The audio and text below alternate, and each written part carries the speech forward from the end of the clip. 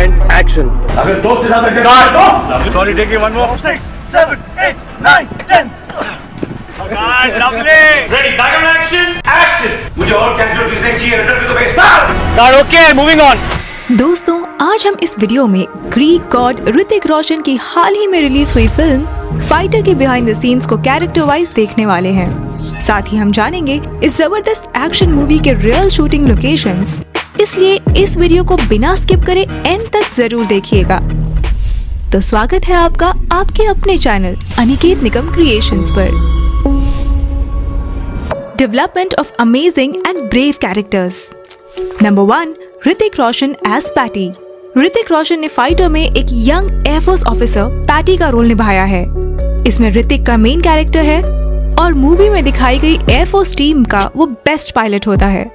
Therefore, इस role को perfectly निभाने के लिए उन्हें एयरफोर्स से रिलेटेड हर तरह की जानकारी लेनी जरूरी थी, ताकि मूवी में दिखाए गए सुकोई Su-30 MKI फाइटर जेट की प्रोसेस और टेक्नोलॉजी को वो अच्छे से समझ पाए।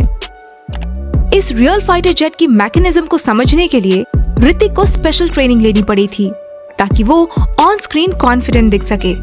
इस मूवी के लिए उन्होंने पूरे 12 वीक वर्कशॉप अटेंड करते हुए सिम्युलेटर ट्रेनिंग ली थी। एयरफोर्स ऑफिसर्स की फाइटर जेट में बैठने की स्टाइल, उनकी कोड लैंग्वेज और बाकी बहुत सारी चीजों की रिहर्सल उन्होंने की थी।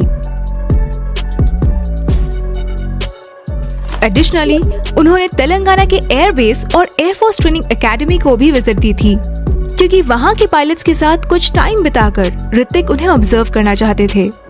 इससे साफ पता चलता है कि वो इस फिल्म को लेकर कितने डेडिकेटेड थे। Number 2, Deepika Padukone as Meenal Rathore.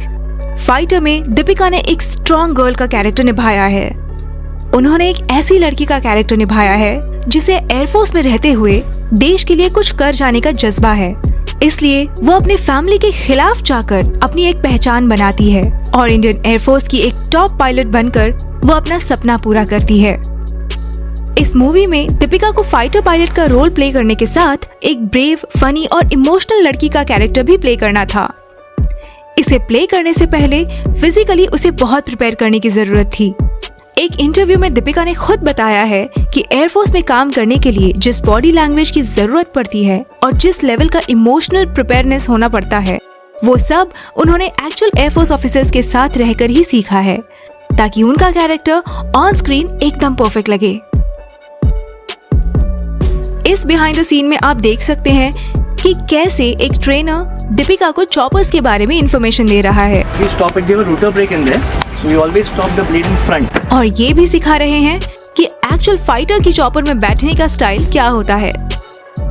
जब दीपिका का कोई शूट नहीं होता था, तब वो टैक्टिकल एयर कमांड के पास जाकर बैठती थी और फाइटर जेट के लैंडिंग और टेक ऑफ की प्रोसीजर को ऑब्जर्व करती थी। हम कई सालों से देखते आ रहे हैं कि एयरफोर्स ऑफिसर हो या आर्मी ऑफिसर, ये रोल मेल कैरेक्टर्स बहुत अच्छे से निभाते हैं, पर किसी फीमेल को इस वर्दी में देखना कोई आम बात नहीं है। लेकिन दीपिका ने इस रोल को बहुत ही बखूबी निभाया है। And I am pretty sure कि इस रोल के जरिए हमारे देश की कई सारी लड़कियों को इंस्पिरेशन जरूर मिलेगी।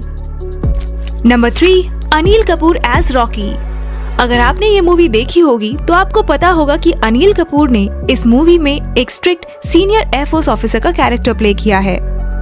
उनके पास बहुत ज्यादा अथॉरिटी होती है और प्रोफेशनली काफी स्ट्रिक्ट होने के बावजूद भी वो अंदर से उतने ही इमोशनल होते हैं। इस कैरेक्टर के लिए डायरेक्टर सिद्धांत आनंद ने अनिल सर के सामने एक डिमांड रखी थी।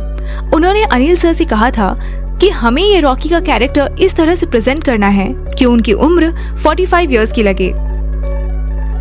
67 इयर्स की एज में खुद को 45 इयर्स का प्रेजेंट करना, ये अनिल सर के सामने डेफिनेटली एक बड़ा चैलेंज था। इसके लिए उन्होंने बहुत सारी फिजिकल एक्सरसाइजेस करके खुद का ट्रांसफॉर्मेशन इस लेवल तक का किया। Songs BTS। नंबर 1, शेर खुल गए। जब एक लड़ाई में हमारी एयरफोर्स पाकिस्तानी एयरफोर्स को धूल चटा देती है, तब मिशन कंप्लीट होने के बाद पूरी एयरफोर्स टीम जमकर पार्टी करती है। इतने बड़े मिशन के सक्सेसफुल होने के बाद एक ग्रैंड सेलिब्रेशन दिखाने के लिए शेर खुल गए ये क्लब डांस सॉन्ग दिखाया गया है। एक इंटरव्यू में ऋतिक रोशन ने इस सॉन्ग के शूटिंग के समय का एक किस्सा सुनाया था। वो बताते हैं कि इस सॉन्ग के स्टेप्स करने के लिए उनके काफी एफर्ट्स देने के बावजूद भी वो स्टेप्स उन्हें ठीक से जम नहीं रहे थे और तब उन्होंने देखा कि दीपिका ये सारे स्टेप्स बहुत इजीली कर रही थीं। तब उन्होंने दीपिका से रिक्वेस्ट की कि वो उन्हें ये स्टेप्स करके दिखाएं और फिर ऋतिक ने दीपिका की स्टाइल कॉपी करके वो स्टेप्स पूरे किए।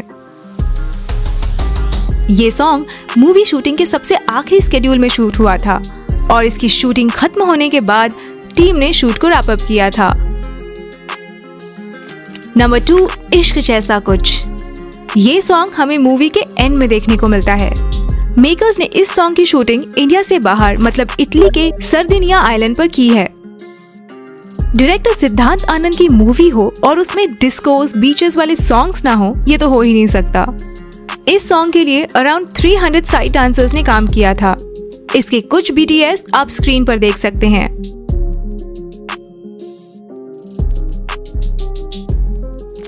नंबर 3, हीर आसमानी। इस पूरे सॉन्ग की शूटिंग मेकर्स ऑस्ट्रिया में करना चाहते थे, लेकिन मूवी का बजट ऑलरेडी बहुत ज्यादा था, इसलिए फिर उन्होंने इसे कश्मीर की वादियों में शूट करने का डिसीजन लिया।